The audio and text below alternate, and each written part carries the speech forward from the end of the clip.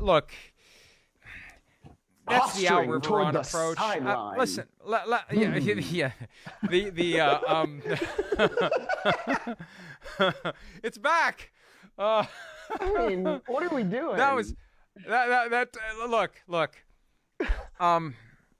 I hadn't seen that, and I wanted to not see it until we showed it.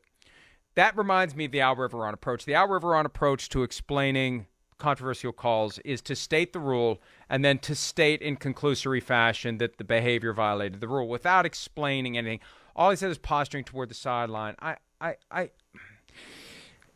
And this is what the NFL wants. Look, hey, what they want, they get. And I'm done boosting their effort because they screwed the pooch from a PR standpoint. Back in August, when all of a sudden we find out that there's a point of emphasis for taunting, I took the heat standing up to explain to people, you can still celebrate. It's not the no fun league. It's been 4 years since they relaxed dramatically the things you can do when you score a touchdown. You just can't do it in somebody's face.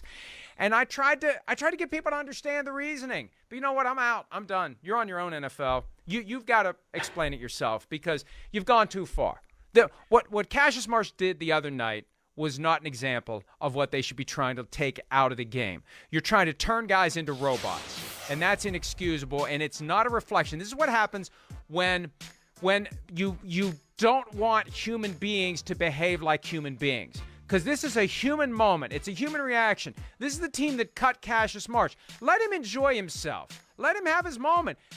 If you want to avoid fighting, what about that gesture is going to spark a rumble later in the game? Absolutely nothing. And then Tony Careni throws his ass into his side as he runs by, and then that's no big deal.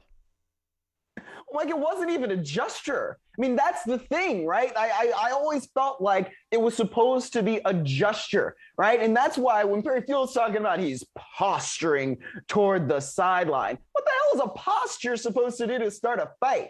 Right, like that, he's not doing anything but just kind of standing there. And I feel like if he had done something else, right? If he would have done a throat slash, or if he starts really clapping in the face of somebody, then that would advance to the level of taunting to me. But he's just standing there after one of the apex emotional moments of the game, where he just made a huge play to get the ball back for his team. And now you're going to say that he's taunting? Like, is this really the spirit of the point of emphasis, that we really just want to take all the emotion out of the game?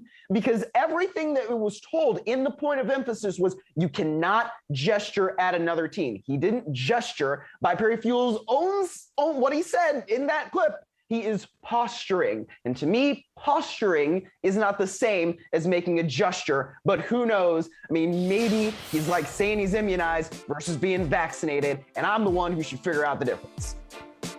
Well, and if we had only asked a follow-up question, we're not allowed to ask follow-up questions because there's no transparency, there's no accountability, there's no back and forth. This is the first video we've seen all year from the NFL trying to address any type of controversial call. Their approach has been keep your head low, keep your mouth shut, and the next bright, shiny object is just a matter of a day or two away, and let's just get to the next game, and they'll quit talking about the one that we'd rather they not talk about.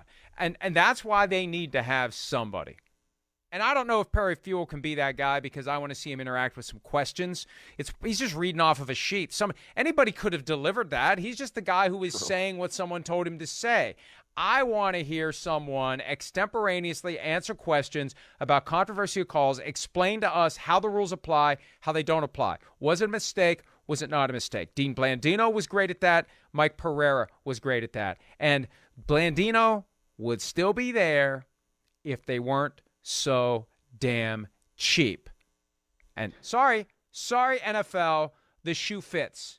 And maybe the shoe's a little tight and you're too cheap to buy one that does fit. But that's what it comes down to. Because if they would have paid Blandino what he's getting from Fox, I don't know what he's getting from Fox. And maybe it would have taken more because at Fox you don't have to deal with all the administrative BS that you have to deal with as the head of officials. But they don't value that position.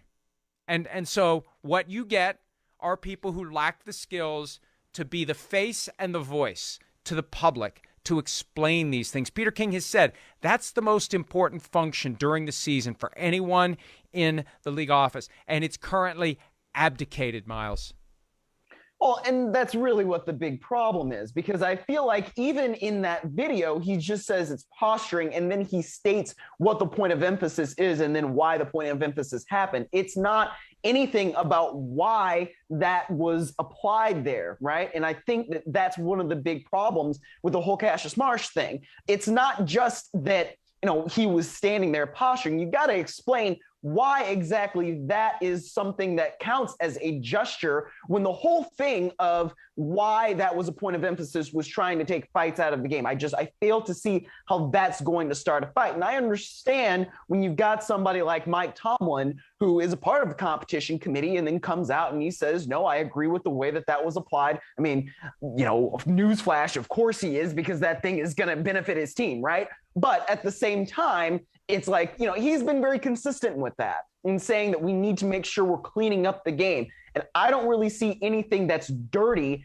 in that particular instance. And I go back to, if we are going to say that this is a point of emphasis, then I think we also have to think about things subjectively a little bit and think about what's going on in the emotions of the game and how that impacts how somebody might react to something. That is one of the biggest moments of the game. And I just don't feel like in that instance, you give somebody a 15-yard penalty that gives them a first down at a critical moment in the fourth quarter when he's posturing, he's not even gesturing. I don't like the way that rule is applied there. And subjectivity is the key word, Myles, because when you have that kind of subjectivity in the decision as to whether or not a foul will be called, when the subjectivity is exercised in the direction of calling the penalty, that's when people start to think the fix is in. And there's two ways the fix can be in: the league wanting a certain outcome, or an official who goes rogue. And you have a Tim Donaghy situation, potentially. And as I said yesterday, I'm not suggesting that there's a Tim Donaghy situation currently in the NFL. But when stuff like this happens, that's when people start wondering, is something more going on than just a fair and appropriate and even-handed administration and application of the NFL's rulebook? Hi, I'm Mike Tirico, and thanks for watching. Make sure to hit subscribe for the latest news and highlights from NBC Sports.